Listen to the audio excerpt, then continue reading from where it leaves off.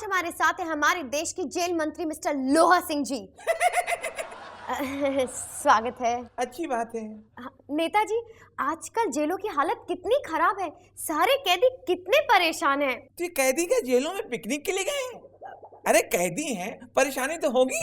नहीं नेताजी, आप समझे नहीं। मेरे कहने का मतलब है जेल में जो कैदियों को खाना दिया जाता है वो हानिकारक है, अनहाइजीनिक। भाई मैंने इस बात के लिए कैदियों को कई बार समझाया है।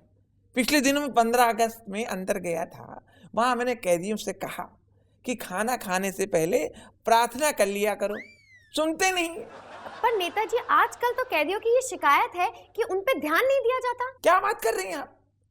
कैदियों पे आजकल हम लोग जबरदस्त ध्यान दे रहे हैं। मैंने पूरे जेल के चारों तरफ कोने कोने में वॉच टावर बनवा दिए हैं। कोई कैदी भाग के तो दिखाए। नहीं नेताजी, मैं खाने पीने की बात कर रही हूँ। ओ, खाने पीने की व्यवस्था जो मेरे कार्यकाल में है, ऐसा खाना कैदियों ने पहले कभी नहीं खाया होगा। आजकल कैदियों को मैं खिलवा रहा हूँ पिज्जा बट रहा है।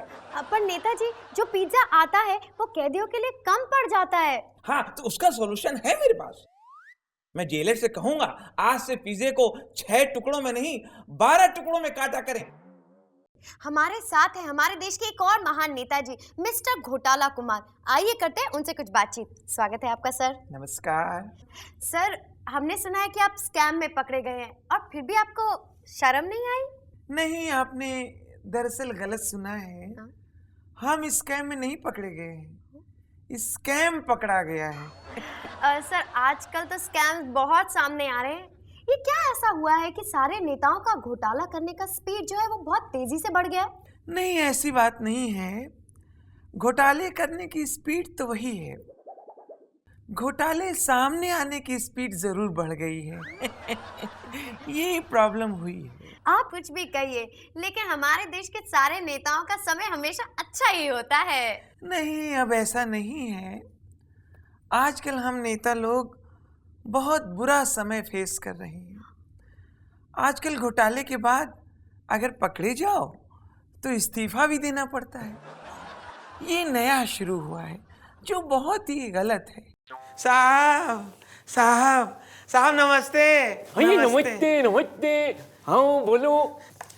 साहब हम 2.5 साल से आपके स्कूल में पढ़ा रहे हैं।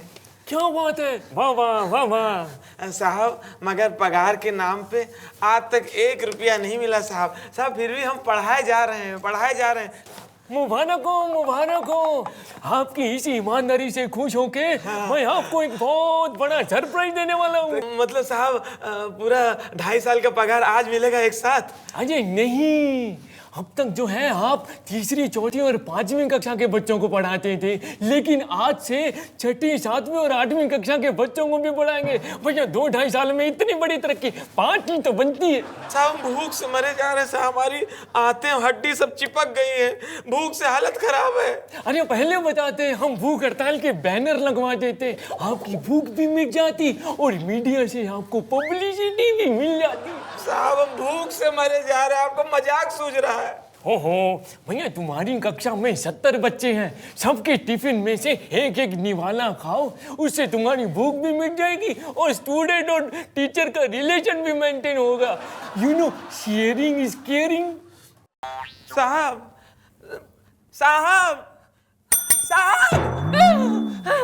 अरे सॉरी साहब, ये क्या लफड़ा है? हम सुना है मुंबई के समुद्र में 2 पानी के जहाज आपस में लड़ गए और पूरा तेल फैल गया। हाँ तो भाई उससे तुम्हें क्या? अरे तुम्हें क्या मतलब है? अरे साहब, हम पूछने ही आए हैं कि हम लोग मछली कैसे खाएं। भाई अभी तो तुमने बताया कि समुद्र में तेल फैल गया है, तो उसी में मछली को डुबो, वहीं पे फ्राई करो और खाओ सह परिवार। मगर टेलीविजन में कह रहे हैं कि मछली खतरनाक है, जहरीली हो गई है। भाई देखो, जो मुंबई के किनारे पे आई हैं मछलियां वो मत खाओ, जो बाहर से बह के आई हैं, कोई कलकत्ता से, चेन्नई से, वो खाओ। अब मतलब बाल्टी में सब मछली को ऐसे भरें और फिर एक एक को निकालें। तुम कहाँ की हो? मुंबई। हट। तुम कहाँ की? मुंबई? हट, तुम कहाँ की? कोलकाता? इधर आओ। तुम कहाँ की? चेन्नई? इधर आओ। ऐसे कैसे हिसाब लगेगा? भाई तो मत खाओ, और कोई समस्या हो तो बताओ। हाँ साहब, जो हमारी बहन है और राखी भेजी भैया को मस्कत, तो एक डब्बे में राखी रख के उसी में गोंद के लड्डू, आटे के लड्डू, सब पूरा डब्बा इसे पैक करके वही कंटेनर में भेजी रही। तो सब कंटेनर तैर रहे हैं, बिस्किट तैर रहे हैं, चॉकलेट तैर रही, हमें लड्डू नहीं तैर रहे हैं। भाई देखो, जो लड्डू होते हैं ना, वो बहुत ज्यादा वजनी होते हैं, वो डूब गए होंगे बेचारे। आप लोग खा गए होंगे। नमस्कार।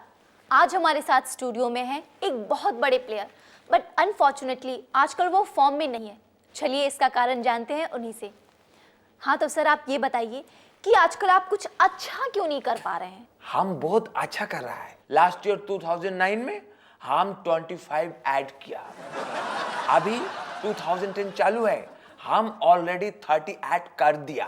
अच्छा सर, रिटायरमेंट के बारे में क्या ख्याल है आपका? इंडिया में 3 ठो आदमी है, कभी भी रिटायर नहीं होगा।